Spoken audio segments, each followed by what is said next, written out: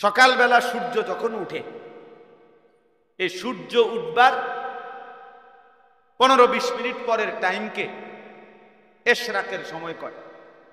স্বাভাবিকভাবে আমরা তখন কি পড়ি? এশরাকের নামাজ পড়ি।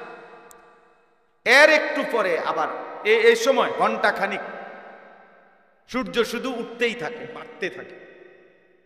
1 থেকে 1.5 ঘন্টার ব্যবধানে সূর্য যেদ্দুর বড় হওয়ার, যেদ্দুর আলো ছড়াইবার, এটা পূর্ণ ছড়ায় ফেলে। এরপরে একটা নির্ধারিত সময় পর্যন্ত ওই আলোটাই আলোকিত করে রাখে। এরপরে আবার একটা সময় আসলে সূর্য হেলতে শুরু করে। তো এই প্রথম যখন সূর্য ওঠে তখন আলো বাড়তে বাড়তে বাড়তে 1-1.5 ঘন্টা ব্যবধানে যখন পূর্ণ আলোকিত হয়, সূর্যটা ছড়িয়ে পড়ে আলো, ওই টাইমটাকে বলা হয় ওয়াক্তুদ দুহা, দোহার সময়, চাষতের সময়। যেটা আমগো বাপ চাচা, দাদারা, মা চাষিরা চাষতের নামাজ, নফল নামাজ পড়ে। আমার মারে আমি আজীবন দেখছি, মা নাস্তা খাইতেন না, কইতো মা কোনো চাষতের নামাজ বাকি দিচ্ছে। তা আমরা ছোটবেলায় কইতাম কি শাস্তের নামাজ, কি তা আবার হ্যাঁ মনে করতাম কি শাস্তের নামাজ। তো মা এই শাস্তের নামাজ না পড়ে এই 7:30, 8টা এরকম টাইম, এইটা না পড়ে মা নাস্তা করতেন না। তাইলে এইটারে বলা হয় ওয়াক্তুদ দুহা, দোহার সময়। কোরআনুল কারীমের মধ্যে একটা সূরাই আছে এবং কোরআনে আল্লাহ তাআলা এই সময়ের কসম করছে, ওয়াদ-দুহা ওয়াল-লাইলি ইযা সাজা। এই যে ওয়াদ-দুহা, এই দুহা শব্দের অর্থ এটাই, সকালের সূর্য পূর্ণ আলোকিত হওয়ার সময়। তো সকালের সূর্য যখন পূর্ণ আলোকিত হয়, এই টাইমটাকে বলা হয় ওয়াক্তুদ দুহা। আর এইটাই হলো কোরবানির টাইম, কোরবানির প্রাণী জবাই করার সময়। এরই মধ্যে কোরবানির 2 রাকাত ঈদুল আজহার ওয়াজিব নামাজ কি হয়ে যায়? আদায় হয়ে যায়। হইয়ে এরপরে কি শুরু হয়? এই জন্য কোরবানির মাসনুন উত্তম সময়টাই হলো কি? ওয়াক্তুদ দুহা, এই সময়টা।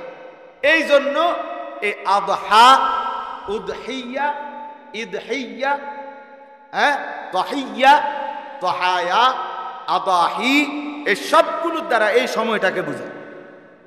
অর্থাৎ এই সময়ে যেহেতু স্বাভাবিকভাবে কোরবানি শুরু হয়, এই জন্য এটাকে ইয়াউমুল উদহিয়া বলে অথবা ঈদুল আজহা বলে। এইটাকে এই জন্য বলে এই কোরবানির শুরুর টাইমটা। হাদিসের মধ্যে আছে, সাহাবায়ে কেরাম নবী সাল্লাল্লাহু আলাইহি ওয়াসাল্লামকে জিজ্ঞেস করছে, মা হাদিহিল আদাহি ইয়া রাসূলুল্লাহ, হে আল্লাহ রাসূল, আদাহি এই যে বহু বছর, এই উদহিয়াটা এটা কি? আমরা যে কোরবানি করি এই সময়টা। আল্লাহর নবী সাল্লাল্লাহু আলাইহি ওয়াসাল্লাম বললেন, সুন্নাতু আবিকুম ইব্রাহিম, তোমাদের পিতা ইব্রাহিম আলাইহিস সালামের সুন্নাত। আমাদের পিতা কে? ইব্রাহিম আলাইহিস সালাম, তার সুন্নাত এটা, সুন্নাত এটা। তো আল্লাহর নবী সাল্লাল্লাহু আলাইহি সাল্লাম কে সাহাবীরা তাহলে এই শব্দটা ব্যবহার করছে, আদাহি, আদাহি। হাদিসের মধ্যে যত কিতাব আছে, হাদিসের কিতাব, ওই কিতাবের মধ্যে কোরবানি সম্পর্কিত হাদিসগুলো যেখানে উল্লেখ করা হয়, ওই কিতাবটাকেই বলা হয় কিতাবুল উদহি। তাইলে এই শব্দটা এখানে। আচ্ছা, এটা বুঝলেন। আর হইল দ্বিতীয় শব্দ হইল কোরবান, যেটা আমরা সবাই বলি কোরবানির ঈদ। কোরবান, এ কোরবান এটাও আরবি শব্দ এবং এটাও হুবহু কোরআন শরীফে আছে। এই যে এখানে আছে, ইজ কাররাবা কোরবানান, এই যে কোরবান, এই শব্দটি হাদিসে ব্যবহার হয়েছে। আবার আরো একটা সূরা আল ইমরানে খুব সম্ভব, বিকুরবানিন তাকুলুহুন নার, এখানে আছে কোরআন শরীফে কোরবান শব্দটি ব্যবহার আছে কোরআনে। কোরবান মানে কি?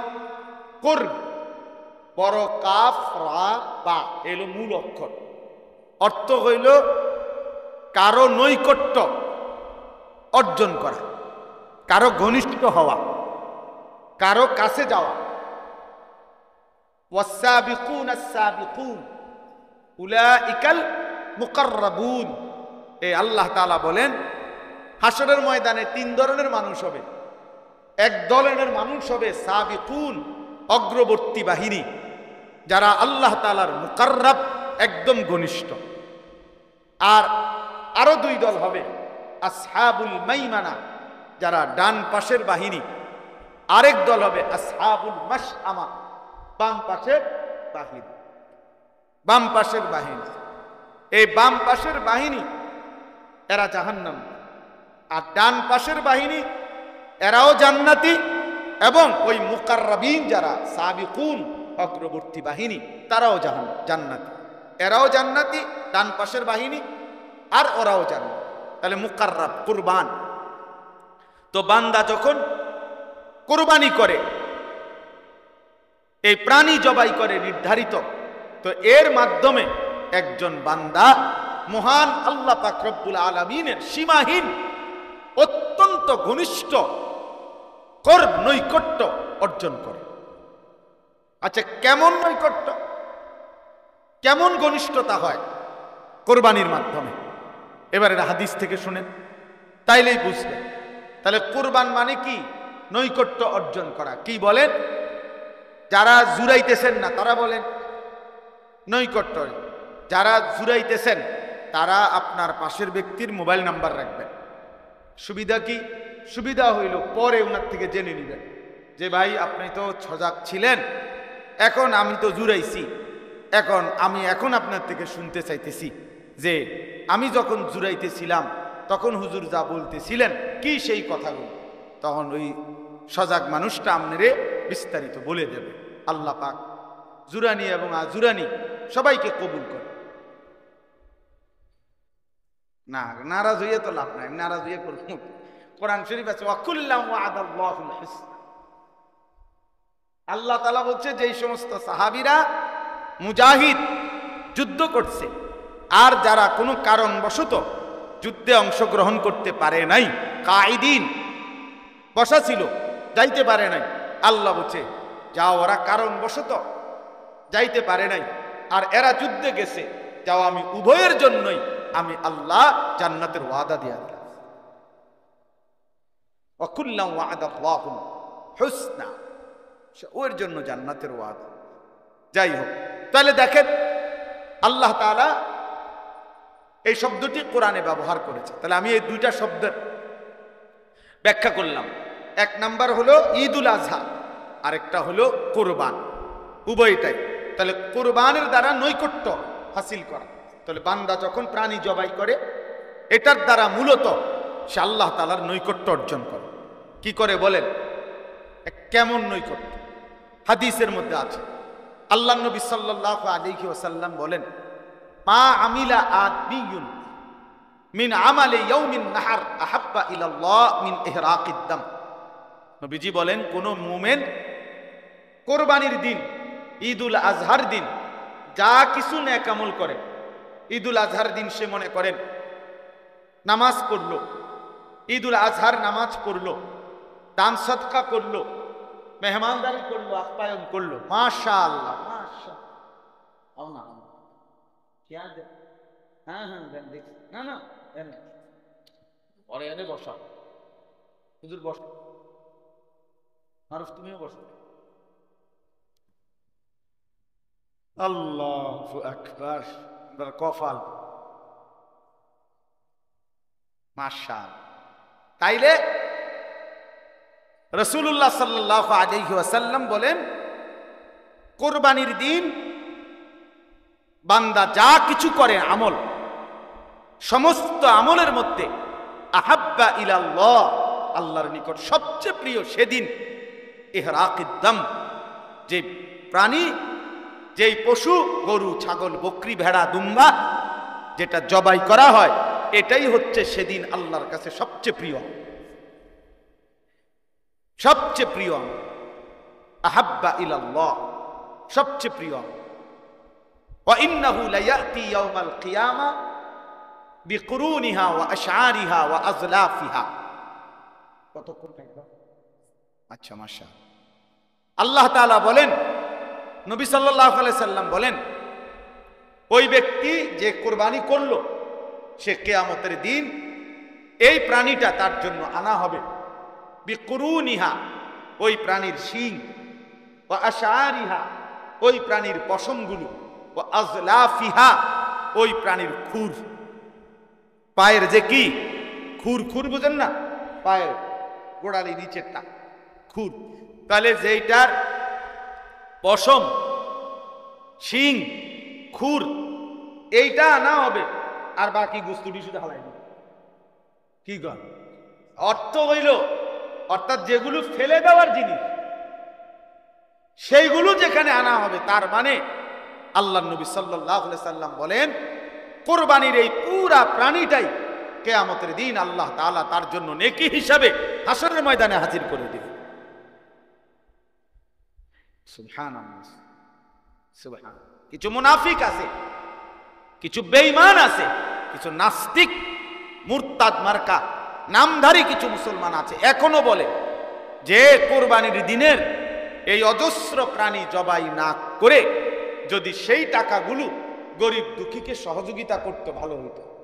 আমি নিজে দেখছি বাংলাদেশেও এরকম বুদ্ধিজীবী আছে, চান্দি সোলা বুদ্ধিজীবী, যাদের মাথায় অতিরিক্ত বুদ্ধির কারণে কি নাই, চুল নাই, পর্যাপ্ত পরিমাণ বুদ্ধিতে যাদের চুল উড়ে গেছে। কথা বুঝছেন না?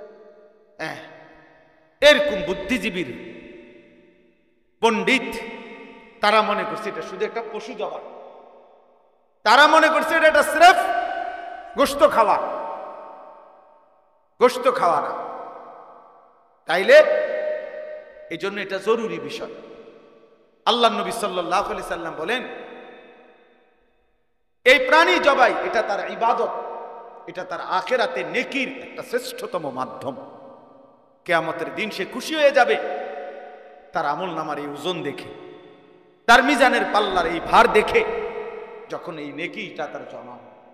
গরিব দুঃখীকে সাহায্য করতে মন চায়, গরিবকে সাহায্য করতে মন চায়, তো তুমি কোরবানির টাকা দিয়া দিতা কেন?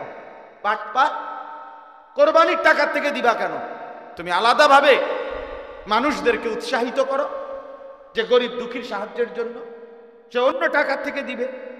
শরীয়ত কর্তৃক যেটা নির্ধারণ করছে কোরবানি, সেটার থেকে দিবে কেন? কথা বোঝেন নাই? আর কোরবানির গোশত তো দান করার কথা, গরিব দুঃখী অসহায়কে, সেটা আলাদাভাবেই তো কোরআনে আছে।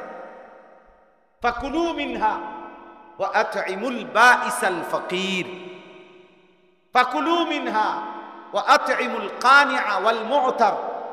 আল্লাহ দুইবার বলছে অসহায়কে দাও, অভাবগ্রস্তকে দাও, এমনকি যে চায় না তাকেও খুঁজে দাও।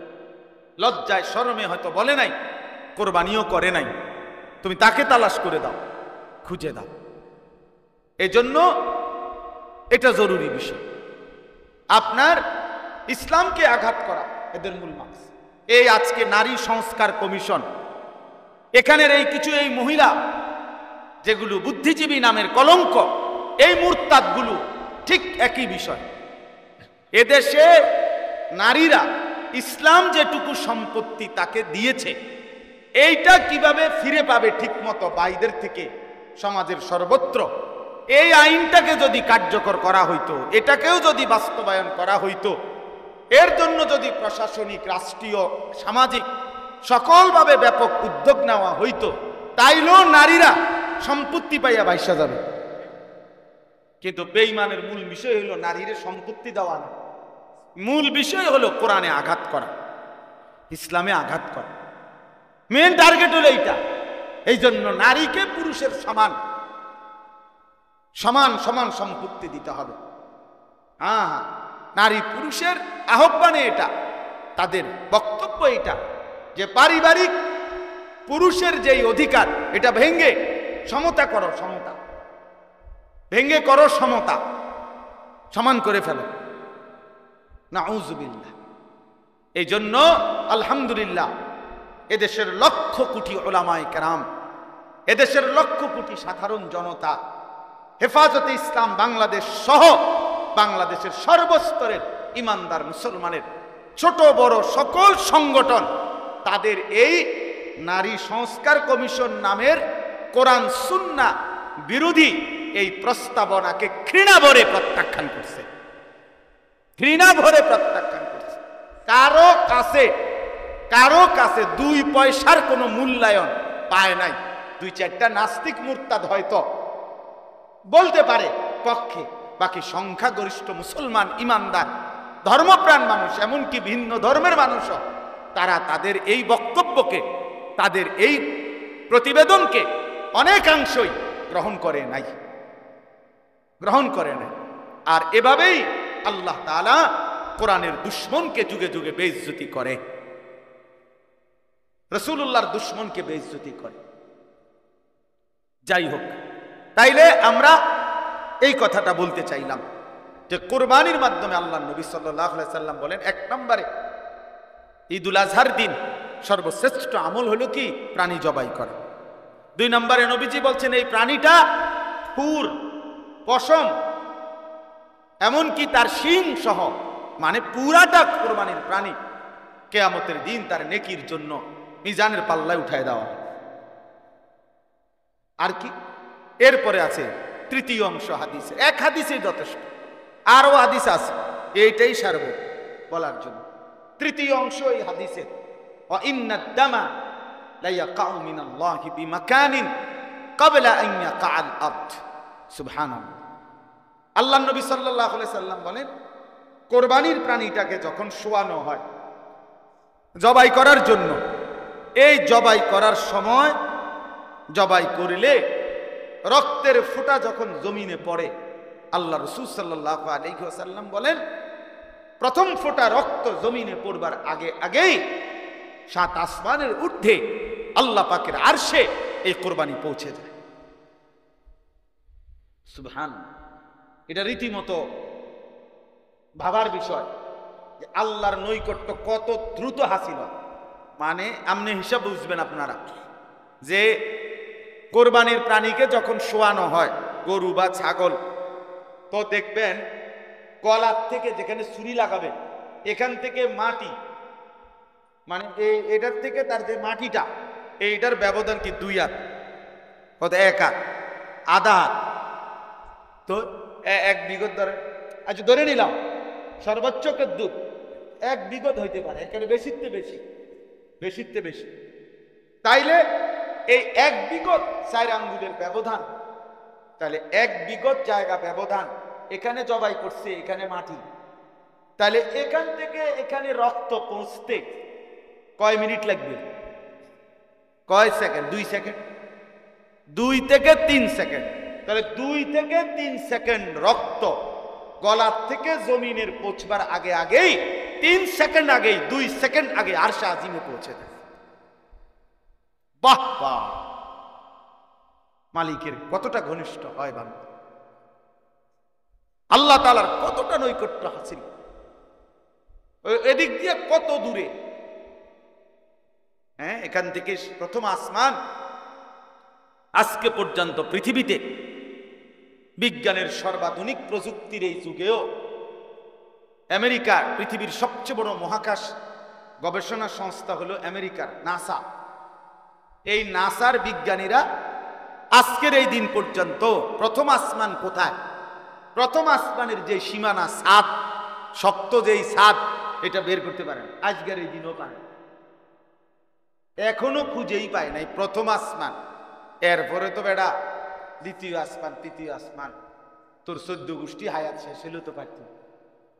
প্রথম আসমান কোথায় বিজ্ঞান জানে না, নাসার বিজ্ঞানীরা জানে না, প্রথম আসমানের সীমানাই খুঁজে পায় না। এই সৌরজগৎ সব প্রথম আসমানের নিচে,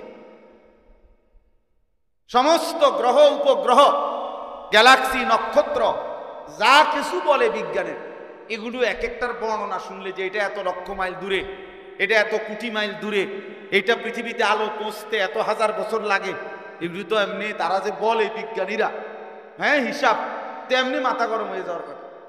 তাহলে এত 1000 বছরের হিসাব যা বলে সবকিছুই প্রথম আসমানের নিচে, সবকিছু সব প্রথম আসমানের নিচে। আল্লাহ তাআলা কোরআনুল কারীমের মধ্যে বলছেন, ইন্না যায়্যানাস সামাআদ দুনিয়া বিজিনাতিল কাওয়াকিব, আমি আল্লাহ প্রথম আসমানকে তারকারাজির সৌন্দর্য দিয়ে আমি আল্লাহ সাজিয়েছি।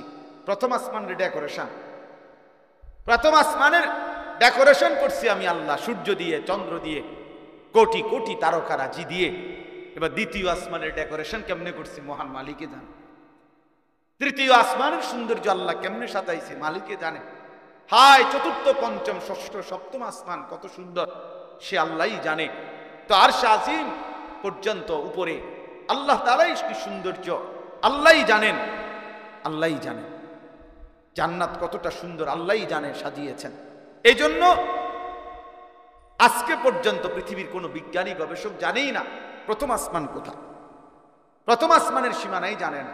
অথচ কোরবানির এই একটি প্রাণী মাত্র 20,000 টাকা, 30,000 টাকা, 40,000 টাকা, 50,000 টাকা খরচ করার বরকতে এক আল্লাহর বান্দা নিচের দিকে এক বিগত 2 সেকেন্ড আর 3 সেকেন্ড মাটিতে পৌঁছবার আগেই রক্ত অনেক দূরের সেই আরশে আজিমে আল্লাহর কাছে পৌঁছে যায়।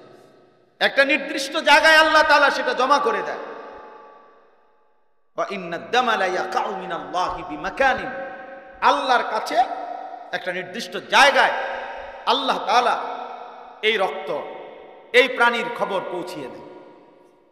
এইবার এই 3টা কথা বলে নবী সাল্লাল্লাহু আলাইহি সাল্লাম বলছেন, এখানে 3টা কথা বলছে হাদিসে। 1 নাম্বার, ঈদের দিন, কোরবানির দিন আল্লাহর কাছে সবচেয়ে প্রিয় আমল কোনটি?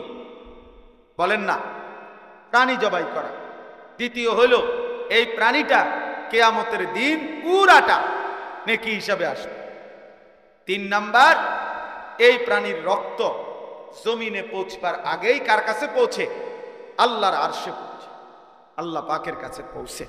তাহলে কুরবানির মাধ্যমে এত দ্রুত গতিতে, এত শর্ট টাইমে বান্দা আল্লাহর কুরব, নৈকট্য হাসিল করে। এই জন্য এটারে কুরবান, এই জন্য এটারে কি বলে? কুরবান। এই জন্য নবী সাল্লাল্লাহু আলাইহি সাল্লাম বলেন, ফাতিবু বিহা নাফসান, এই হাদিসের শেষ শব্দে, অতএব তোমরা খুশি খুশি দিলে কোরবানি। কি দিলে? খুশি খুশি। আরো 5,000 টাকা বাড়ায় নাও, আরো 10,000 টাকা বাড়ায়, হ্যাঁ আরো 2,000 টাকা বেশি দাও, যেমনি সুন্দর হয়, যেমনি সুন্দর হয়, খুশি খুশি দিলে। না ফাইতে কোরবানি করতেছি, হ্যাঁ আরে আজকে 12 বছর কোরবানি করি, এ বছর না করলে মানুষে কি কইব? মানুষে আপনার মাথা কইব, আপনার বাপের মাথা বলবো। মানুষে কি বলবো? মানুষে বলবো আরে আপনি কোরবানি দিচ্ছেন তো কি? মানুষে বলবে কি আর না বলবে কি? মানুষ দেখলেই কি আর না দেখলেই কি?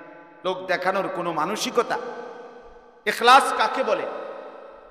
আল্লাহর জন্য কোনো কাজ, এটার অর্থ কি?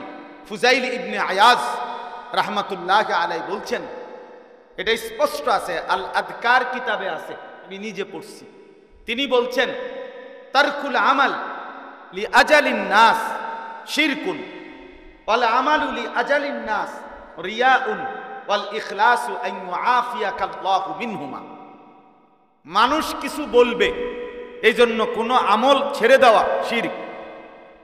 মানুষ দেখবে, দেখুক এই জন্য কোনো আমল করা, এটাও শিরক।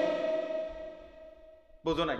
তারকুল আমাল লি আজালিন নাস, মানুষের জন্য ছেড়ে দিতে। আমি নামাজ পড়লাম হইলে, আমি কোরবানি দিলাম হইলে, অথবা আমি এই দানটা করলাম হইলে, কিন্তু মানুষই কিতা কয় এই জন্য দিলাম না। তাহলে মানুষ কিছু বলবে বলে ছেড়ে দিল, আবার মানুষ দেখুক, কিছু বলুক, কিছু বলুক, মানুষ এই জন্য আমলটা করা, এটাও রিয়া, এটাও শিরক। তাহলে ইখলাস কি? আল্লাহর জন্য হোক কি? তো তিনি বলেন, ওয়াল ইখলাসু আন ইউআফিয়াকাল্লাহু মিনহুমা, আল্লাহ তোমাকে উভয়টার থেকে রক্ষা করা, এটাই হলো ইখলাস। যে আমি মানুষকে দেখানোর জন্য করবো না, মানুষের জন্য ছাড়বো না। ছেড়েছিও তো আল্লাহর জন্য, করেছিও কার জন্য? ভালোবাসেছি আল্লাহর জন্য, বিরোধিতাও করেছি আল্লাহর জন্য। মান আহাব্বা লিল্লাহ ওয়া আবগাদা লিল্লাহ ওয়া আ'তা লিল্লাহ ওয়া মানা লিল্লাহ ফাকাদ ইসতাকমালাল ঈমান। ভালোবাসলো যে আল্লাহর জন্য, বিরোধিতা করলো আল্লাহর জন্য, দান করলো আল্লাহর জন্য, দান করে নাই নিষেধ করলো, না বেটা আমি দেব না, এটা গান, এটা বাদ্য, এটা নাচ, এটা খেলাধুলা, এটা হারাম কাজ, আমি এমন কাজে দেব না এক টাকাও, জান যায় যাবে, তো আল্লাহর জন্য নিষেধ করলো। আবার আল্লাহর জন্য দান করলো। আল্লাহ রাসূল সাল্লাল্লাহু আলাইহি সাল্লাম বলেন তার ঈমান পূর্ণ হয়ে গেল, তার ঈমান পূর্ণ হয়ে গেল, তার ঈমান পূর্ণ হয়ে গেল। এই জন্য কোরবানির মাধ্যমে বান্দা আল্লাহ তাআলার গভীর নৈকট্য হাসিল। এই জন্য কোন রকম কোরবানি করতে নাই। ফাতিবু বিহা নাফসান, খুশি খুশি দিলে কোরবানি করে, ওই জোরাত আলীর কোরবানি না, দেও দেও আর চাও কোন রকম একটা দেও না। হ্যাঁ, অথবা কোরবানি ওয়াজিব হইছে যতজনের, ফাঁকি ঝুঁকি কোরবানি ফ্যামিলির মধ্যে ছেলে উপার্জন করে, বাবা উপরে কোরবানি ওয়াজিব, ছেলের উপরেও কোরবানি ওয়াজিব, ছেলে বিয়ে করে নাই কিন্তু তার সম্পদ আছে, তার উপার্জন আছে, কামাই আছে, তার উপরেও কোরবানি ওয়াজিব। তাহলে যতজনের উপরে কোরবানি ওয়াজিব, কোরবানি ওয়াজিব হইছে ফ্যামিলির 4 জনের উপরে কোরবানি দেয় আর কি। কয়া দিছে তো হুজুর আমরার ঘরে কোরবানি দিছে, না না আপনার ঘরে গোশতের ব্যবস্থা হয়েছে, এটা করে আমরা বুঝি না মিয়া। সবাই মিলে যে আব্বার নামে দিছেন, সবার টাকার থেকে অর্থ হইলে আপনার ঘরে কোরবানির দিন খাওয়ানোর কি ব্যবস্থা হয়েছে, গোশতের ব্যবস্থা হয়েছে, কোরবানি হয় না। কোরবানি তো যতজনের উপরে ওয়াজিব হয় ততজনকে দিতে হয়, ততজনকে দিতে হয়। আব্বার জন্য বাড়িতে টাকা পাঠাইছি 30,000, বাড়িতে কোরবানি হইতেছে, আপনি তো প্রতি বছরই, আরে বছরের অন্য মাসে তো তুমি মিয়া বাড়িতে টাকা পাঠাও, তো হেসুমি টাকা কি কোরবানির লেগে নি দিছ? তাহলে বাবার জন্য তো মানুষ উপার্জন করার কারণে ঘরে তো টাকা দেয়, সেই এই কারণে কি তার কোরবানি মাফ হবে? তোমার কোরবানি কই? অসংখ্য মানুষ বিষয়টাকে ঝামেলা মনে করে, পেরেশানি মনে করে, ভালোভাবে বুঝতে চেষ্টা করে না। মনে করে এই সামাজিক একটা রসুম হিসাবে। আমি এই জন্য প্রায় বলি, প্রতি বছর মনে রাখবেন, মনে তো হয় হজে গেছে অনেক লোক, কিন্তু ফরজ হইছে কতজনের উপরে, গেছে কয়জন সেটা বলে। প্রতি বছর তো মনে হয় অনেক গরু জবাই হইতেছে, কিন্তু কোরবানি ওয়াজিব হইছে কয়জনের উপরে আর আদায় করছে কয়জন সেইটা বলেন না, সেই হিসাব করেন। কি পরিমাণ মহিলাদের উপরে কোরবানি ওয়াজিব। বর্তমান সময়ে একজন মহিলার কাছে যদি কিছু স্বর্ণ এবং নগদ জমা টাকা, এই 3 দিন 10ই জিলহজ মানে কোরবানির দিন এবং পরের 2 দিন, এই 2 দিন 3 দিনে যদি কোনো মহিলার কাছে কিছু স্বর্ণ আর কিছু জমা টাকা আছে, মনে করেন মহিলার কাছে 1 ভরি স্বর্ণ আছে, 10,000 টাকা আছে, অতিরিক্ত টাকায় মহিলাদের এত অতিরিক্ত বেটি কেটি দিয়ে বাজার করবো জীবনও করতো না, বাপরে বাপ, চিনি না।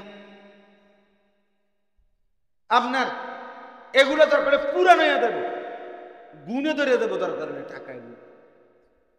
তাইলে এগুলো আপনার তার কাছে জমা আছে, তাহলে এই 10,000 টাকা এবং 1 ভরি স্বর্ণের দাম একসাথ করলে 52.5 ভরি রূপার যেই দাম, এই 52.5 ভরি রূপার দাম যদি 1000 টাকা করে ভরি হয় 52.5 হবে।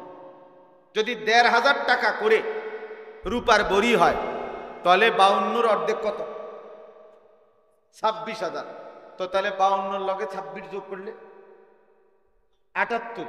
হ্যাঁ 78, আরো মনে করেন হেনে 500, এনে 250, 750, তো কত হইল? এই 78,750 টাকা। মনে করেন 1,500 ধরছি, সর্বোচ্চ 1,500 টাকাও যদি রূপের বড়ি হয় তাইলে 78,750 টাকা হয়, 52.5 ভরি রূপার দাম। তাহলে এই পরিমাণ টাকা যদি স্বর্ণ এবং ওই জমা টাকা মহিলার এই দুইটা মিলাইয়া যদি হয়, তাহলে এখন স্বর্ণ 1 ভরির দামই তো 1,00,000 টাকা। তাইলে স্বর্ণ এবং ওই টাকা মিলাইলে 78,750 টাকা হইছিনি, ওই আরো পার হয়ে গেছে কত আগে। তাইলে এই মহিলার উপরে কোরবানি ওয়াজিব কিনা? নিঃসন্দেহে কোরবানি ওয়াজিব, নিঃসন্দেহে কোরবানি। আমি আজকে সকালবেলা মহিলাদের মজলিসে এটা বলছি। আপনাদের অসংখ্য আগে আমরা মা চাষিদের আমলে মহিলাদের কাছে টোটালি টাকা থাকতো না, বেশি বেশি 20-50 টাকা, 100-200 টাকা। আমার বুঝ হয়, আমার ছোট ভাই কইতে কই আতিক কোথায়, আমার আম্মারে দেখছি, আব্বারে দেখছি, আমি আজীবন আমি দেখছি আমার আব্বা আরেক দিকে ফিরে টেহা গুনত, মহিলাদের সামনে টেহা গুনতে নাই। আগে এমন ছিল, কথা বুঝছেন না? আগে মহিলাদেরকে টোটালি কি দিত না। এখন মহিলাদের কাছে মনে কি এটিএম বুথ, টাকা থাকেই হেবেডির কাছে, হেনতি লয়। উনি যদি দয়া করে দেয় তা মেহরবানি, আর যদি রাখিয়া দেয় রাখিয়াই দিল। কিছুদিন আগে আমার এক ভদ্রলোক বলছে, হুজুর আমার নিয়ত ছিল আপনার মাদ্রাসায় জমিতে লাখখানিক টাকা দিব, আমার বিবির অ্যাকাউন্টে সমস্ত টাকা, ও কোনোভাবেই টাকা দিচ্ছে না। যাই হোক, সবাই বলি না, মানে বললাম আর কি, মহিলাদের কাছে এখন টাকা থাকে স্বাভাবিকভাবে 10,000, 5,000, 20,000 অ্যাভেলেবেল টাকা আছে। তাহলে এই স্বর্ণ এবং টাকা দুইটা মিলাইলে মহিলার উপরে কোরবানি ওয়াজিব। তাহলে মহিলাদের কোরবানি কয়জনে দিল বলেন? আমি আজকে বলছি এই জন্য যে মা বোন যারা আপনারা কোরবানি দিবেন না, কোরবানি দেন না, অথচ টাকা আছে, স্বর্ণ আছে, তাহলে আপনাদের কাছে আমার পক্ষ থেকে একটা বুদ্ধি আছে, কোরবানি না দিয়া বাঁচার সহজ বুদ্ধি আমি বলে দিছি সকালবেলা। মহিলাদের বুদ্ধি হইল একদম সহজ বুদ্ধি। বুদ্ধি হইল কোরবানির 2 দিন আগে বা 1 দিন আগে আমাদের মাদ্রাসায় আপনি আপনার জমানো টাকাটা দান করে দিন। মাশাআল্লাহ, বাচ্চা গেলেন।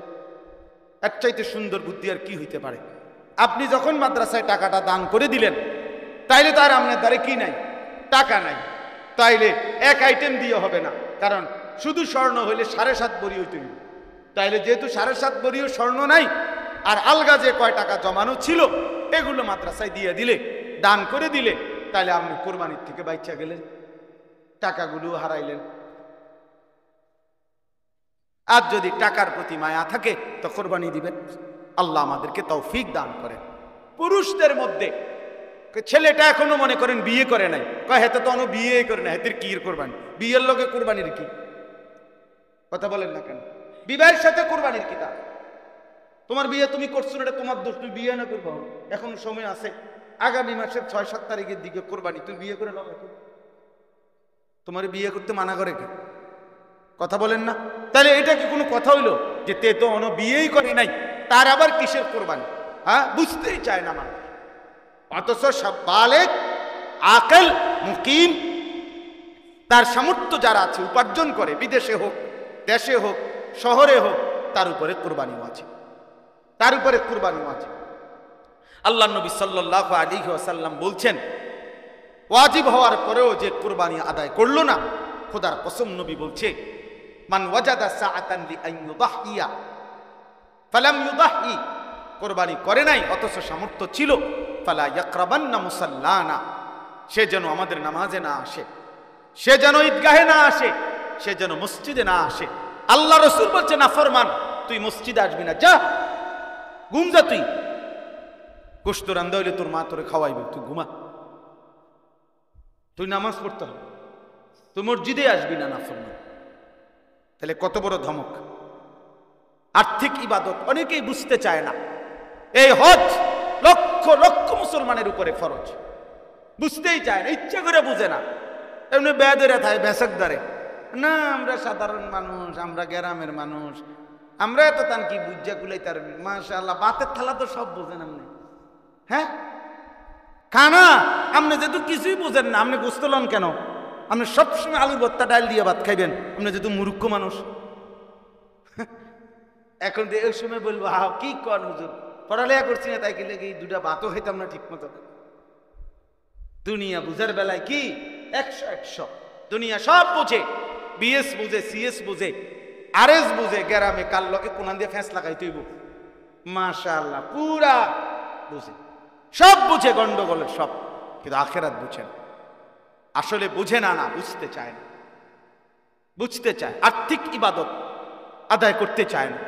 অথচ হজ আল্লাহ নবী সাল্লাল্লাহু আলাইহি সাল্লাম বলেন, কসম যার উপরে হজ ফরজ হলো অথচ সে হজ করলো না, নবী সাল্লাল্লাহু আলাইহি সাল্লাম বলেন আমি জানি না ওইটা ইহুদি মরলো নাকি খ্রিস্টান মরল। আর কোনো আমলের ব্যাপারে এত বড় কথা বলে নাই। আর কোনো আমলের ব্যাপারে আল্লাহ নবী সাল্লাল্লাহু আলাইহি সাল্লাম বলেন, ফালা আলাইহি আন ইয়ামুতা ইয়াহুদিয়ান ওয়ালা নাসরানিয়ান, সে কি ইহুদি মরল না খ্রিস্টান মরল আমি জানি না। যে ব্যক্তি হজ ফরজ হওয়ার পরেও করে নাই, তার মানে কি, যদি অপশনটা এভাবে বলতো যে সে কি মুসলমান মরল না ইহুদি মরল না খ্রিস্টান মরল আমি জানি না, তাইলেও একটা কথা ছিল, এটাও বলে নাই। অর্থাৎ সে ইহুদি মরল না খ্রিস্টান মরল আমি জানি না, অর্থ হলো মুসলমান যে মরে নাই এটা নিশ্চিত, হয় ইহুদি হিসেবে মরছে না খ্রিস্টান হিসেবে,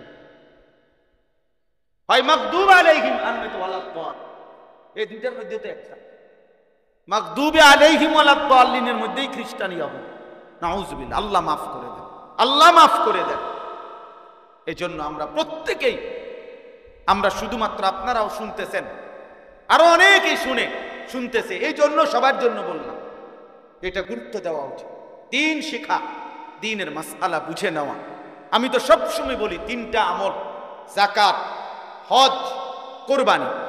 যাকাত এবং হজ ফরজ এবং কোরবানি ওয়াজিব। ফরজ ওয়াজিবে গাফলতি করতে নাই। ফরজ ওয়াজিব সুন্নতে মুআক্কাদা, মুমিনের ডিউটি। এখান থেকে কোনো রুখসত নাই, এখান থেকে কোনো ছুটি নাই। ছুটি আছে কিছুটা নফলে, ছুটি কিছুটা মুস্তাহাবে, সেটা করলে ভালো, না করলে আপনার নেকি হলো না। কিন্তু ফরজ ওয়াজিব সুন্নতে মুআক্কাদার মধ্যে কোনো কি নাই, ছুটি নাই, ছুটি নাই।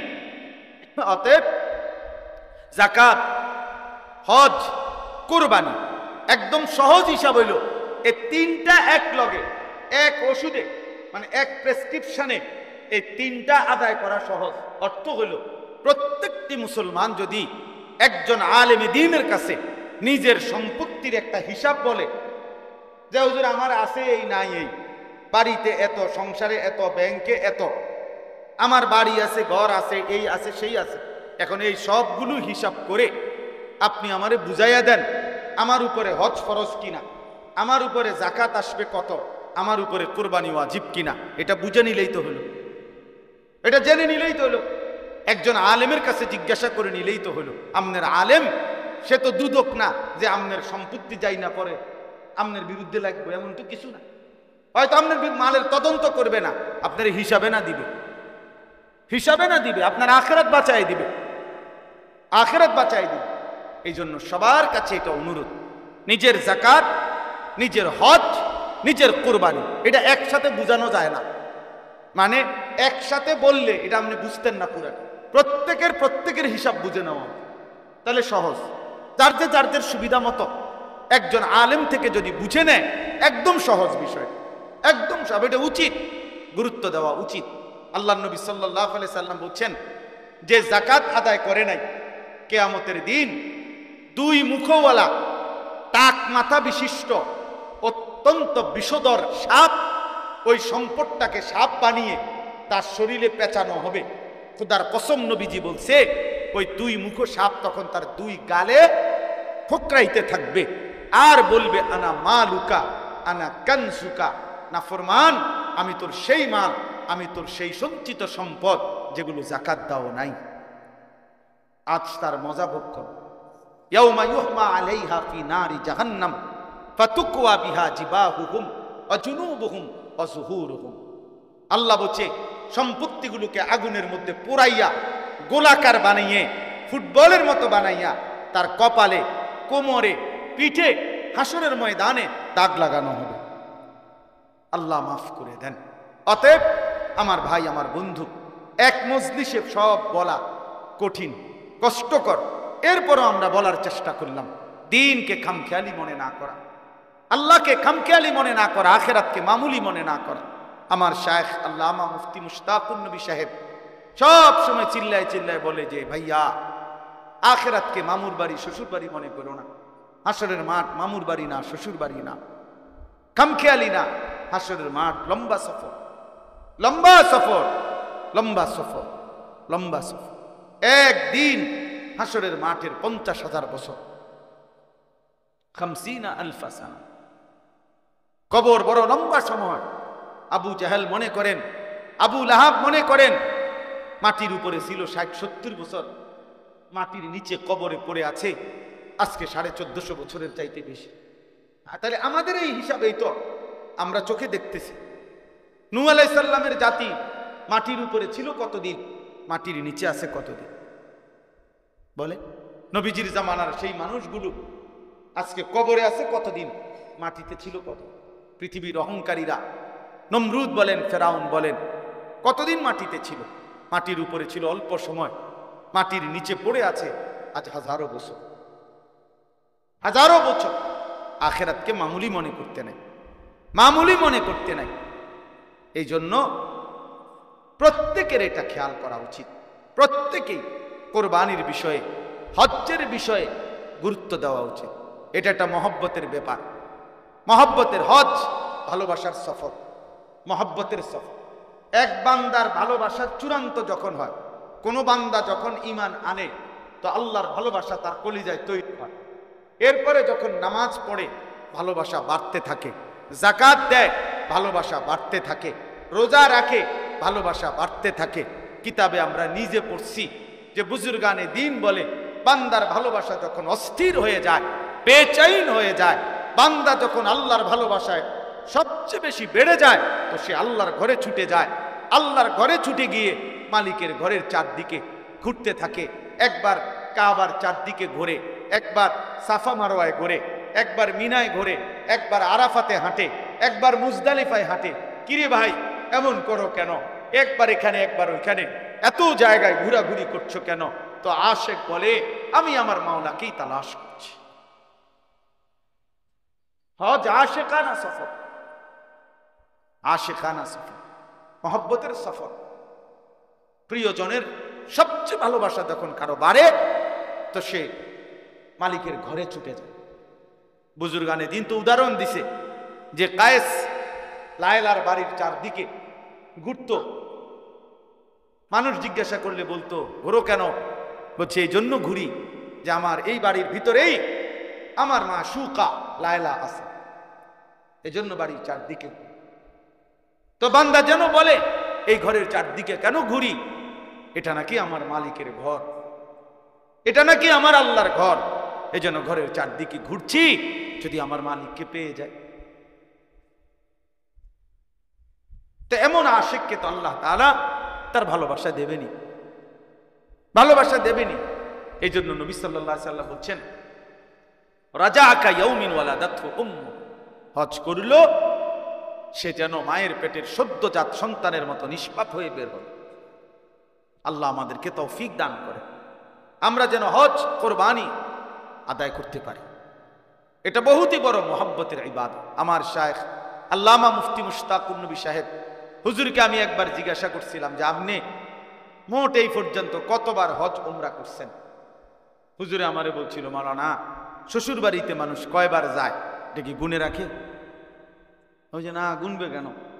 ঠিক আল্লাহর ঘরের সফর এমন মহব্বতের সফর, এটা গুনাগুনির সফর না, এখানে গুনার কিছু নাই, এটা গুনবার কিছু নাই। তো আশেকানা সফর। এই জন্য কোরবানির মাধ্যমে বান্দার আল্লাহর নৈকট্য হাসিল করে, হজ্জের মাধ্যমে বান্দা আল্লাহর নৈকট্য হাসিল করে। আল্লাহ আমাদেরকে তৌফিক দান করেন, আল্লাহ আমাদেরকে কবুল করে নেন। এই আয়াতের মধ্যে আল্লাহ তাআলা বলেন, ওয়াতলু আলাইহিম নাবা আবনাই আদম বিল হক। আল্লাহ বলেন, বন্ধু আপনি আমার বান্দাদেরকে আদমের 2 সন্তানের ঘটনা শুনায়া দেন সুন্দরভাবে, পূর্ণাঙ্গভাবে। ইজ কাররাবা কুরবানান, যখন তারা 2 ভাই হাবিল কাবিল কোরবানি করলো, ফাতুকবিলা মিন আহাদিহিমা ওয়ালাম ইউতাকাব্বাল মিনাল আখার। আল্লাহ একজনের কুরবানি কবুল করলেন, আরেকজনের কুরবানি কবুল করলেন না। ক্বালা লাআকতুলান্নাকা, কাবিল যে ভাইয়ের কুরবানি কবুল হয় নাই সে তার ভাই হাবিলকে বলল, আমি তোমাকে হত্যাই করে ফেলবো। ক্বালা ইন্নামা ইয়াতাকাব্বালুল্লাহু মিনাল মুত্তাকিন। এই এক কথা পৃথিবীর শুরু থেকে সমস্ত ইবাদাতের রূহ এটা, যে আল্লাহ তাআলা মুত্তাকির ইবাদত কবুল করে থাকেন। ইন্নামা ইয়াতাকাব্বালুল্লাহু মিনাল মুত্তাকিন, এটা মনে হয় যেন কলিজায় লিখে রাখা উচিত, এটা মনে হয় যেন বুক পকেটে লিখে রাখা উচিত। ইন্নামা ইয়াতাকাব্বালুল্লাহু মিনাল মুত্তাকিন। আমরা ইয়া কই মাসুম, কই মাসুম? আমরা হুজুর কেউ নাই এখানে? মনে নেই এই আয়াত জানে লিখবেন, কালকে লাগাইবেন। ইন্নামা ইয়াতাকাব্বালুল্লাহু মিনাল মুত্তাকিন, নিশ্চয়ই আল্লাহ তাআলা মুত্তাকির ইবাদত কবুল করে থাকে, কুরবানি কবুল করে থাকে, সমস্ত ইবাদত। তাকওয়ার সাথে নামাজ, তাকওয়ার সাথে রোজা, তাকওয়ার সাথে হজ, তাকওয়ার সাথে কুরবানি, তাকওয়ার সাথে জিকির, তাকওয়ার সাথে সাদাকা, তাকওয়ার সাথে জিন্দেগি। তাকওয়ার সাথে কি? জিন্দেগি। তাকওয়া মানে গুনাহ থেকে বেঁচে থাকা, সহজ কথা, গুনাহ থেকে বেঁচে থাকা, গুনাহ থেকে বেঁচে থাকা, নাফরমানি থেকে বেঁচে থাকা, আল্লাহর অবাধ্যতা থেকে বেঁচে থাকা। আল্লাহ আমাদেরকেও তৌফিক দান করে। হাবিল সেদিন বলছে, ভাইয়া শুনো, মারতে পারো আমারে, মেরে ফেলবা, ঠিক আছে, মরেও যাব, কিন্তু মনে রাখো যুগে যুগে আল্লাহ তাআলা মুত্তাকির ইবাদত কবুল করে। ও ইউসুফ আলাইহিস সালাম, কোরআন শরীফে আছে, ওনার 10 ভাই যখন বহু জুলুম করছে ওনার উপরে, সর্বশেষ যখন মিশরে পরিচয় হয়েছে, তখন ইউসুফ আলাইহিস সালাম এটা বলছে, ইন্নাহু মান ইয়াত্তাকি ওয়া ইয়াসবির ফাইন্নাল্লাহা লা ইউযিউ আজরাল মুহসিনিন। 10 ভাইকে বলছে, ভাইয়ারা শুনো, যে মুত্তাকি হবে, তাকওয়া অবলম্বন করবে আর আল্লাহর ফয়সালার উপরে সবর করবে, তো আল্লাহ ওয়াদা দিছে এমন নেককারের কোন আমল আল্লাহ বিফলে দেবে না। তাকওয়া চাই, আমারও আপনারও তাকওয়া চাই, তাকওয়া চাই, তাকওয়া দরকার। গুনাহমুক্ত জীবন, গুনাহমুক্ত জিন্দেগি, গুনাহমুক্ত জিন্দেগি, গুনাহমুক্ত জীবন। লান ইয়ানালাল্লাহা লুহুমুহা ওয়ালা দিমাউহা ওয়ালাকিন ইয়ানালুহুত তাকওয়া মিনকুম। তাকওয়া মিনকুম, আল্লাহ বলে আমি তাকওয়া চাই, আমি গোশত চাই না। বান্দা যেন বলে, আল্লাহ আপনি জানেন না, মাওলা এমন টাটকা রোদের মধ্যে পুরাটা বাজার হাইটটা যে একটা কষ্ট করে ফেক, কাদা, গোবর এগুলো সব মারাইয়া মনে 200 গরু চাইয়া এই গরুটা কিনছি, আল্লাহ আমনে লেগে তো কিনছি, আপনি বুঝি 2টা টুকরা গোশত খাইতেন না, কিটা কর, এত কষ্ট করলাম, কি পরিমাণ ঘাম জড়াইলাম, আপনি নেন না, আপনি 2 টুকরাই নেন, আপনি নেন, কুদ্দুর গোশত নেন। আল্লাহ বলছে না, পুরাটা বান্দা গোশত, পুরাটা গরু তুমি নাও, কলিজাটা, দিলটা আমারে দাও। আমি দিল চাই, আমি তাকওয়া চাই, আমি দিল দেখি। সবাই দেখে গরুর দিকে, রব দেখে কলিজার দিকে। আল্লাহ দেখে কিসের দিকে? দিলের দিকে দেখে। ওই দিলে আমি আল্লাহর ভালোবাসা আছে কিনা, ওই দিল গুনাহমুক্ত দিল কিনা, ওই জীবন গুনাহমুক্ত জীবন কিনা। আল্লাহ আমাদেরকে তৌফিক দান করে। হজের মধ্যে আল্লাহ কোরআনে বলছে, ওয়াতাযাওয়াদু ফাইন্না খায়রাজ যাদিত তাকওয়া ওয়াত্তাকুনি ইয়া উলিল আলবাব। আল্লাহ বলছে হোটেল মোটেল না, তাকওয়া, তাকওয়া। হজের মধ্যে আল্লাহ বলছে ওয়াত্তাকুনি ইয়া উলিল আলবাব, হে বিবেকবান, তাকওয়া অবলম্বন। হজের মধ্যেও তাকওয়া। রোজার মধ্যে আল্লাহ বলছে লাআল্লাকুম তাত্তাকুন, যেন মুত্তাকি হইতে। যাকাতের মধ্যে বলছে তুতাহিরুহুম ওয়া তুযাক্কিহিম বিহা, আমি আল্লাহ যাকাত দাও তো আমি এর বিনিময়ে তোমার অন্তর গুনাহ থেকে পবিত্র করে দেব। তাকওয়া, মুত্তাকি, তাকওয়া বানিয়ে দিয়া দেব। হুদাল্লিল মুত্তাকিন আল্লাযীনা ইউমিনুনা বিল গায়বি ওয়া ইউকিমুনাস সালাহ। নামাজেও তাকওয়া, ঈমানেও তাকওয়া, সবকিছুতেই তাকওয়া। আল্লাহ আমাদেরকে তাকওয়ার জীবন দান করে, তাকওয়ার জীবন দান করে। সর্বশেষ এই যুবক যে কয়জন ভাই আছেন তাদের জন্য আর 2টা মিনিট কথা, এরপরে আমার কথা শেষ। আমার কোরবানি সম্পর্কিত কথা আলহামদুলিল্লাহ যেটুকু বলার বললাম। বিস্তারিত মাসআলা আরো জেনে নেবেন, আরো বুঝে নেবেন। প্রত্যেকেই খেয়াল করবেন, আমি বাঁচতে কোরবানি না দিয়ানি বাঁচতারি না, দোস্ত দিয়ানি নৈকট্য পাইতে পারি। কথা বলেন না কেন? চেষ্টা করতে হবে আমি দিয়ানি কি পারি নৈকট্য হাসিল করতে, না দিয়ানি বাঁচতারি। আল্লাহ বাঁচাইছেন, আল্লাহ বাঁচাইছে না বেটা, আল্লাহ তোরে তৌফিকে দিছে না বেটা, গনাতে ধরছে না বেটা।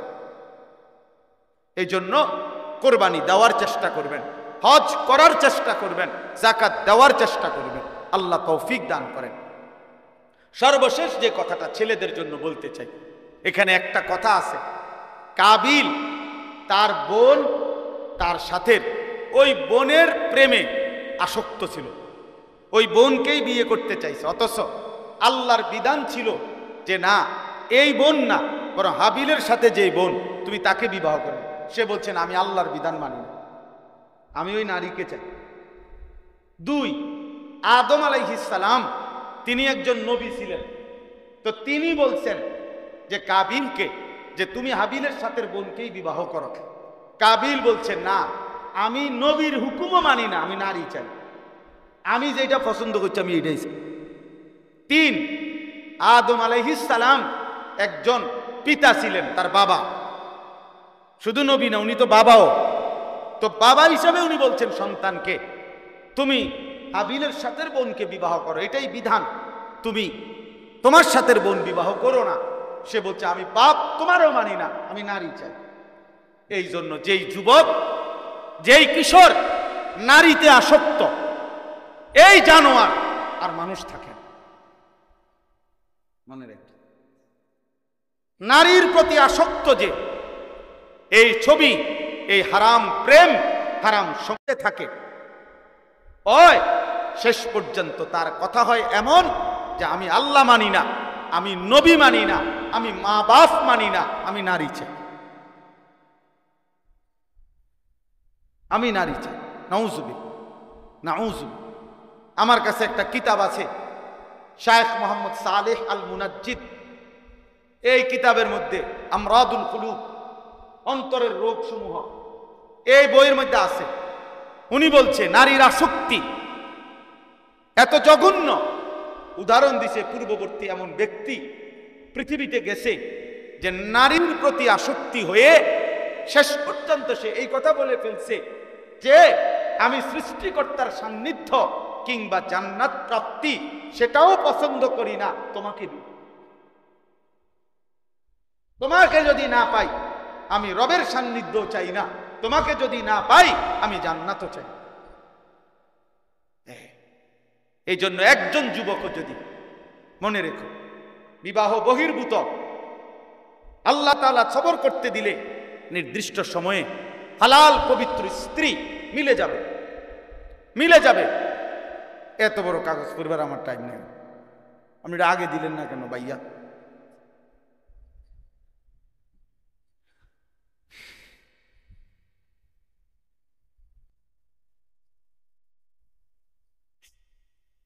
ও এটা তো আলাদা বিষয়, ঠিক আছে, আলাদা কথা বলেন, আমি আসি।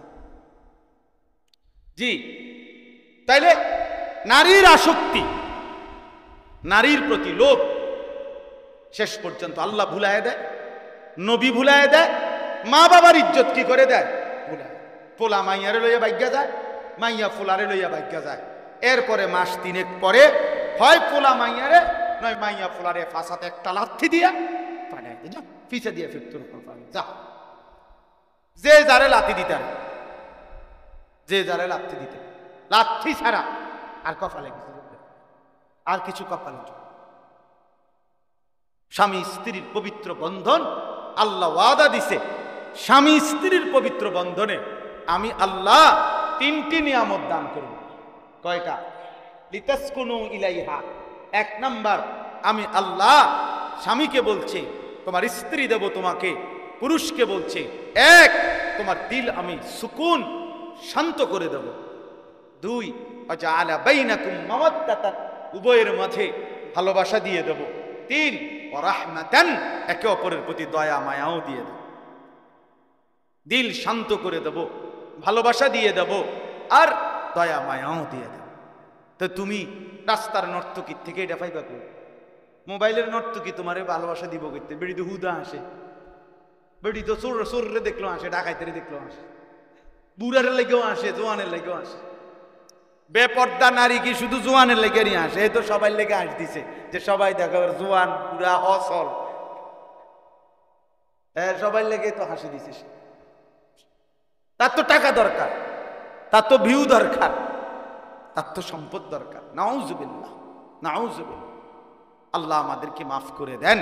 এজন্য হাবিল কাবিলের এই ঘটনা থেকে আমরা এটা শিক্ষা পাই, নারীর আসক্তি। এই পৃথিবীতে প্রথম পাপ নারীর আসক্তি।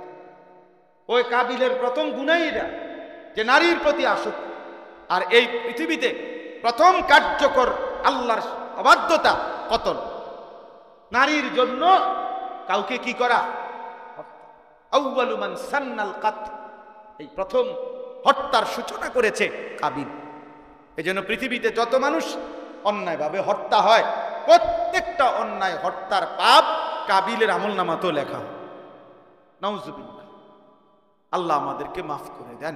এজন্য কিশোর যুবকরা, মাদ্রাসার তালেবে ইলম আছো, কোন শিক্ষক আছেন, যে আছো দোস্ত, আমি সহ আমরা সবাই নিজেকে পবিত্র রাখতে হবে। আখলাকের পবিত্রতা, চরিত্রের পবিত্রতা দোস্ত অনেক বড় নিয়ামত। পৃথিবীতে আলোকিত মানুষ হয় তারা, যে তার আখলাক ভালো রাখছে। চরিত্রহীন যুবক, চরিত্রহীন ছেলে মেয়ে, ওই অপদার্থ একদিন পৃথিবী থেকে হারিয়ে যায়, হারিয়ে যায়। আল্লাহ আমাদেরকে হেফাজত করেন, চরিত্রবান উত্তম আখলাকওয়ালা যুবক হিসাবে কবুল করে নেন। আগামীর পৃথিবীতে ইমানদার চরিত্রবান আখলাকওয়ালা যুবকের খুব দরকার হবে। সারা পৃথিবী যুদ্ধমুখর পৃথিবী, সারা পৃথিবীতে ইমান আর কুফরের যুদ্ধ মূলত শুরু হয়েছে, চলতেই থাকবে। শেষ পর্যন্ত মাহদিও আসবে, দাজ্জালও আসবে, কুফরের পরাজয় হবে, ইমানের বিজয় হবে ইনশাআল্লাহ। হ্যাঁ হ্যাঁ, ফিলিস্তিন আর ইসরায়েল দুই দেশের যুদ্ধ না, ইমান আর কুফরের যুদ্ধ। ফিলিস্তিন ইমানের প্রতীক, ইসরায়েল কুফরের প্রতীক। পাকিস্তান ভারত, এটা দুই দেশের যুদ্ধ না, পাকিস্তান ইমানের প্রতীক, ভারত বেঈমানের প্রতীক, কুফরের প্রতীক। এজন্য ভারত পাকিস্তান যুদ্ধ না, ইমান আর কুফরের যুদ্ধ। ইসরায়েল ফিলিস্তিন যুদ্ধ না, ইমান আর কুফরের যুদ্ধ। এবং এই যুদ্ধে ইনশাআল্লাহ আজ কিংবা কাল মুমিন জিতবে ইনশাআল্লাহ। ওরা ওদের এই অপারেশনের নাম দিছে, এই হিন্দু বেঈমানরা, এই কসাই মোদি, ভারতের ওই বেঈমান, তার এই অপারেশনের নাম দিছে অপারেশন সিঁদুর। এটা হিন্দু ধর্মের একটা চিহ্ন। হিন্দু নারীর চিহ্ন, কপালে সিঁদুর দেয়। এই সিঁদুর, এই আক্রমণের নাম দিছে অপারেশন সিঁদুর। তার মানে কি? ধর্মকে টেনে আনছে তারা, ধর্মীয় প্রতীক তাদের এটা। তারা বুঝাইতে চাইছে এটা ধর্মের যুদ্ধ। এটা তারা ধর্মকে পাশে টানলে হিন্দু জনগণকে উত্তেজিত করতে পারবে। কথা বুঝছেন না? এই জন্য এটা আগায়, এটাকে আনছে। তো বাকি এটাই ইনশাআল্লাহ, এটাই সঠিক, এটাই সত্য। বিজয় ইমানদারের হবে ইনশাআল্লাহ।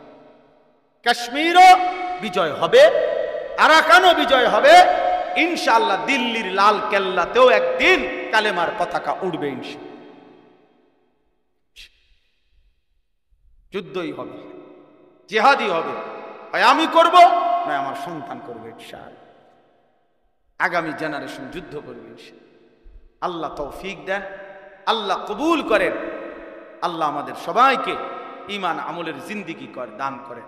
আমার অনেক প্রিয় ভাই, ছোট ভাই, আমার শায়েখ আরিফ বিল্লাহ হাকিমুন নফস আল্লামা মুফতি মুশতাকুন নবী কাসিমি হযরত দামাত বারাকাতুহুমের একান্ত প্রিয় ছোট ভাই, আমাদেরও স্নেহধন্য, ব্যক্তিগতভাবে আমরাও যাকে খুব আদর করি, আমাদের সেই প্রিয় হযরত মাওলানা মুফতি মারুফ বিল্লাহ, সে ইনশাআল্লাহ দোয়া করবে। আমরা তার দোয়াতে শরীক হই, সে ইনশাআল্লাহ দোয়া করবে, আমরা সাথে আছি। আজকের মজলিসে আল্লাহ তাআলা তাকেও, আরো যত মেহমান এসেছেন, আপনারা কষ্ট করে গরমে বসছেন, আল্লাহ আপনাদের সবাইকে উত্তম বিনিময় দান করেন। আমাদের মাদ্রাসার জন্য আমরা 94.5 শতক জায়গা কিনছি। আমাদের মাদ্রাসার জন্য এই 94.5 শতক জায়গা প্রায় দলিল সহ 2 কোটি 20 লাখ টাকা। এই 2 কোটি 20 লাখ টাকার এই জমিন এখনো অর্ধেক টাকা পরিশোধ করা বাকি আছে। 1 কোটি 4-5 লাখ টাকার মতো সুদ করছি, অর্থাৎ মালিককে আরো দিছি টাকা, কিন্তু আমি ঋণ করছি অনেক টাকা, অনেক টাকা। 1 কোটি টাকার উপরে আমি শুধু ঋণে করছি। আল্লাহর উপরে তাওয়াক্কুল করে চেষ্টা করতেছি। আল্লাহর বান্দাদের অনেকেই আলহামদুলিল্লাহ দেশের প্রবাসী সবাই কম বেশি দিছে। সবাই না দিলে আমি 1 কোটি 5-7 লাখ টাকার মতো সুদ করলাম কেমনে? সবাই দিছে আলহামদুলিল্লাহ। একেবারে একজন আমাদের এক ভাই 30 লাখ টাকা দিছে একা, আবার এক ভাই 15 টাকা দিছে একা। একটা ছেলে আমারে 15 টাকা, 10 টাকার একটা নোট আর 5 টাকার একটা পয়সা, এই 15 টাকা মাদ্রাসার জমিতে দিছে। আমি তার টাকাও ভালোবেসে নিছি। 30 লক্ষ টাকা যে ভাই দিছেন তার টাকাও ভালোবেসে নিছি। এই জন্য আপনাদের সবার কাছে অনুরোধ, আপনারা যারা এখানে উপস্থিত আছেন অথবা যারা শুনতেছেন, সবার কাছে আন্তরিক, 2 কোটি 20 লাখ টাকার এই জমির টাকাগুলো সুদ করতে হবে, দলিল করতে হবে। আর শুধু তো জমির টাকা সুদ করা না, আমরা এখানে যাওয়া দরকার। আমাদের এই মাসেও আমাদের মজলিসে শুরার বৈঠক হয়েছে। বাংলাদেশের শ্রেষ্ঠ বুজুর্গ আল্লামা শায়েখ সাজিদুর রহমান দামাত বারাকাতুহুম হেফাজতে ইসলামের মহাসচিব এবং আমাদের পরম শ্রদ্ধেয় মুরব্বী আল্লামা নুরুল হক সাহেব সহ বুজুর্গ উলামায়ে কেরাম বলছে খুব দ্রুত গতিতে ফিকির করে আমাদের মূল জায়গাতে যাওয়ার জন্য। একটা মসজিদ নাই মাদ্রাসার, ছাত্ররা এখানে আলহামদুলিল্লাহ এই বছর হেদায়েতুন্নাহু জামাত পর্যন্ত, মানে আপনাদের জেনারেলদের হিসাবে 8ম শ্রেণী, এই 8ম শ্রেণী পর্যন্ত ক্লাস আছে আলহামদুলিল্লাহ। 484 জন ছাত্র, প্রায় 500-র মতো ছাত্র এখানে পড়ালেখা করে। একবারে কাগজে পত্রে হিসাব করা। 3টা জায়গায় ক্লাস হয়। এই ভবনে আমাদের আবু বকর ভাইয়ের ভবন, ওই পাশে উনার ছোট ভাইদের ভবন, ওই পাশে আমাদের ওসমান ভাইদের ভবন, নুরানি অংশ ওইখানে নামাজ পড়ে, কিতাবখানার ছেলেরা এখানে নামাজ পড়ে, নাজেরা হেফসখানার ছেলেরা ওই ভিতরে আরেকটা হেফসখানা আছে বড়, ওইখানে নামাজ পড়ে। 3 জায়গায় মিলাইয়া 5 ওয়াক্ত নামাজ হয়। একসাথে পড়ার মতো কোনো জায়গা নাই। এই মসজিদ দরকার। একটা মসজিদ আমার স্বপ্ন, একটা সুন্দর মসজিদ হবে, সেখানে নামাজ পড়বে তালেবে ইলম, মহল্লাবাসী, জুমা হবে, এতেকাফ হবে। এই জন্য মসজিদ দরকার, মাদ্রাসার ভবন দরকার। এই সব কাজ আমার মালিক চাইলে হয়েই যাবে, আর হবে ইনশাআল্লাহ। আমার শায়েখ আল্লামা মুফতি মুশতাকুন নবী সাহেব হুজুর সব সময় বলে, একজন বলছে দেবে, একজনকে বলছি উনি বলছে দেবে। ওই একজন হলো আল্লাহ, যিনি বান্দার সব নেক তামান্না পূরণ করবেন ইনশাআল্লাহ। এই জন্য যারা দূর থেকে শুনছেন, আপনাদের কাছে অনুরোধ, আমাদের এই মাদ্রাসায় আশরাফুল উলুম ময়নামতি বিনন্দিয়ারচর বুড়িচং কুমিল্লা এই মাদ্রাসার জমি ক্রয় ফান্ডে আপনারা আপনাদের ভালোবাসায় আন্তরিকতায় আপনারা দান করবেন। যেটুকু সম্ভব হয়, 1000 টাকা পারেন তো 1000 টাকাই দিয়েন, 10,000 টাকা পারেন 10,000 টাকাই দিয়েন, আরো কম হোক কমই দিয়েন। ভালোবেসে দিলে আল্লাহ বরকত দিবে। মাদ্রাসার জমিতে দান করলে এই জমির দানের বরকতে মাদ্রাসা হবে, মসজিদ হবে, ঈদগাহ হবে, কবরস্থান হবে, বাচ্চারা আল্লাহর কোরআন পড়বে।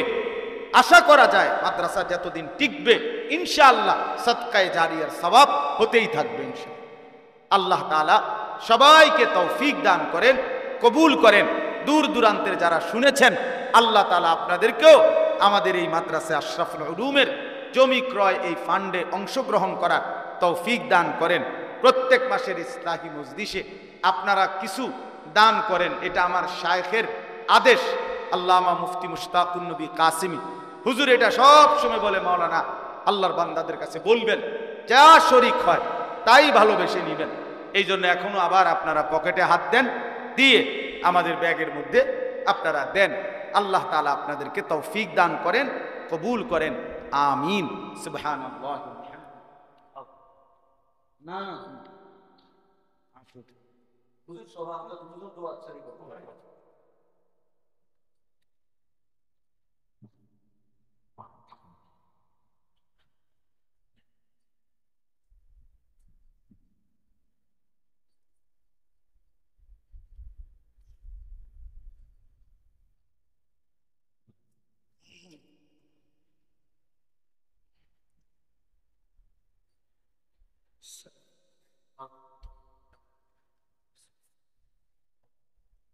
আলহামদুলিল্লাহ ওয়া কাফা ওয়া সালামুন আলা ইবাদিহিল্লাযীনা ইসতাফা আম্মা বা'দ।